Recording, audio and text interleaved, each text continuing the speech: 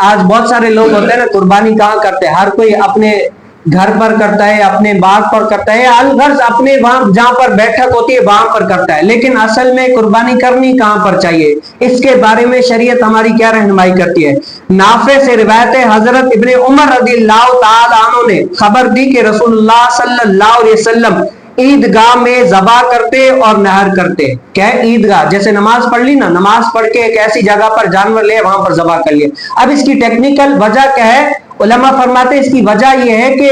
جو غریب غربا اور جو دوست احباب وغیرہ آتے ہیں نا تو وہیں پر آتے ہیں نماز وغیرہ پڑھنے کے لیے۔ اب اس کا بہترین طریقہ یہ ہے کہ وہیں پر ذبح کر لیا، وہیں پر غریب غربا جو بھی ہے اس کو بھی دے دیا، دوست احباب ہے ان کو بھی دے دیا اور اپنا ایسا گھر لے کر چلے گئے۔ اب یہ نہیں آپ گھر پر لے کر جائیں، یہ بھی صحیح ہے، لیکن پرفیکٹ سے پرفیکٹ طریقہ کیا ہے، وہاں پر کر لیا، نہ آپ کے پاس کوئی غریب آیا، نہ کوئی کیا ہے کسی کو مانگنے کی ضرورت ہوئی، کوئی ایسی بات جس کو جس کا حصہ تھا وہ سب کچھ مل گیا چلا۔